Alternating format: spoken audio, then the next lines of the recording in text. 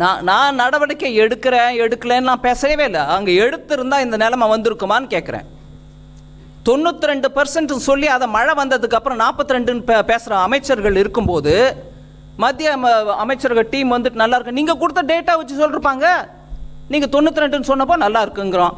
நீங்களே வந்து இல்லைங்க 92 இல்லை 42 சொன்னீங்கன்னா அதையும் நீங்கள் கேட்கணுங்க. எங்களை கேளுங்க, நாங்கள் பதில் கொடுக்குறோம். அங்கே கேளுங்க, 4000 கோடியில் 42 தான் செலவழிச்சிருக்கீங்க சென்னையிலன்னா, இன்னும் டாப்லரை வச்சுட்டு இன்ச் பை இன்ச் மழை கேட்குறீங்களா? என்னது இருக்கிற ஸ்டெப்ஸுக்கு நீங்கள் என்ன எடுத்தீங்கன்னு கேட்குறேன். நான் 12ஆம் தேதி வார்னிங் கொடுத்தது, எங்களுக்கு சமயத்தில் வார்னிங் கொடுக்குறேன்னு சொன்னவங்களே நான் கேட்குறேன். 12ஆம் தேதி 5 நாளைக்கு முன்னாடி கொடுத்த வார்னிங் இல்லைங்கிறீங்களா? அப்போ நீங்கள் சொல்கிறீங்களா 12ஆம் தேதி வார்னிங் கொடுக்கலன்னு? Yeah please go ahead. No, please speak in the microphone, please. Madam. Just 1 second, we'll come to you. இதே மாதிரி அங்கே 2015 அக்டோபர்லேயே சவுத் ஏஷியன் கான்ஃபரன்ஸே நடந்தது. இந்த மாதிரி 150 டைம்ஸ் ரெயின் வரும்னு சொல்லிட்டு எக்ஸ்பெக்டேஷன் பண்ணாங்க. ஆனால் அப்போவும் இந்த மாதிரி மிஸ் ஆச்சு. ஏன்னா இதுக்கு ஒரு சென்ட்ரலுக்கும் ஸ்டேட்டுக்கும் இந்த மாதிரி சயின்டிஸ்ட்டு டெக்னிக்கலாக டிஸ்கஸ் பண்ணுறாங்க வைக்கிறாங்க. ஆனால் அட்மினிஸ்ட்ரேஷனுக்கு ப்ராப்பராக வந்து கம்யூனிகேட் பண்ணுறதுக்கு சென்ட்ரலுக்கும் ஸ்டேட்டுக்கும் ஒரு ப்ராப்பர் மெக்கானிசம் இல்லாமல் ஒவ்வொரு தடவையும் போயிட்டுருக்கு. அதுக்கு என்ன ஒரு தீர்வு? நல்லா கேட்குறீங்க நீங்கள். 2015 நான் போனேங்க அம்பத்தூரில், வெள்ளத்தில் நடந்து போனேன். உள்ளெல்லாம் போய் பார்த்துட்டு வந்தேன்.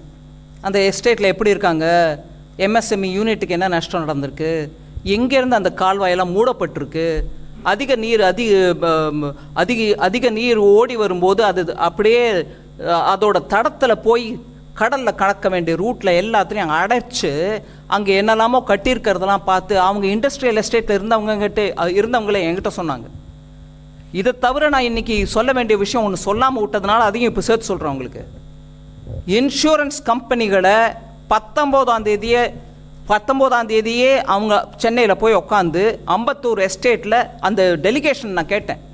நான் அனுப்பி வச்சா இன்சூரன்ஸ் கம்பெனிங்க வந்து உட்கார்றதுக்கு இடம் இருக்கா, இல்லை வேறு எங்கேயாவது உட்காரணுமா? இல்லைங்க, எங்கள் எஸ்டேட்லேயே நாங்கள் இடம் கொடுக்குறோம், அனுப்பி வைங்க. எல்லா இன்சூரன்ஸ் கம்பெனியும் போயிருக்காங்க. உடனடியாக அவங்களுக்கு நிவாரணம் கையில் கொடுங்கன்னு சொல்லி அனுப்பியிருக்கிறோம். ஸோ மத்திய அரசு பண்ணிக்கிட்டே இருக்கும். ஆனால் மாநில அரசு இந்த மாதிரி 4 கேள்வி உங்ககிட்ட பூத்திட்டு எங்களை விட்டு கேட்க சொல்லிகிட்டே இருப்பாங்க, நாங்கள் பதில் கொடுத்துட்டே இருப்போம். அவங்க பண்ண வேண்டிய செயல், அம்பத்தூரில் 2015 வந்த வெள்ளத்துக்கு அப்புறம், அம்பத்தூருன்னா தொழில் மையம், அங்கே இருக்கக்கூடிய தொழில் படுத்துருச்சுன்னா நம்மளுக்கு வருவாய் தமிழ்நாட்டுக்கு அஃபெக்ட் ஆகுது. 2015 வெள்ளத்துக்கு அப்புறம் என்ன கற்றுக்கிட்டீங்க பாடம்? அந்த பாடத்துக்கு ஏற்ப என்ன பண்ணினீங்க? அந்த பாடத்துக்கு ஏற்ப நீங்கள் பண்ணியிருந்தீங்கன்னா இன்றைக்கி வந்த வெள்ளம் அம்பத்தூரில் தேங்கி இருக்காது. அங்கே இருக்கக்கூடிய ஒவ்வொரு இண்டஸ்ட்ரியும் அஃபெக்ட் ஆகிருக்குது. என்னை வந்து பார்த்து டெலிகேஷன் என்ன கேட்குறாங்க, எங்கள் 2015 இந்த அவஸ்தைப்படுறோம். நீங்கள் கேட்குறீங்க மத்திய அரசும் மாநில அரசும், நாங்கள் பண்ணிக்கிட்டே தான் இருக்கோம். நான் உங்களுக்கு எடுத்து ஒவ்வொரு விவரமும், நான் என்னோடய ஓப்பனிங் ஸ்டேட்மெண்ட்டில் இவ்வளோ விவரம் கொடுக்க வேண்டாம்னு உங்களுக்கு ஒரு கிறிஸ்பாக சொல்லிகிட்ருக்கேன்.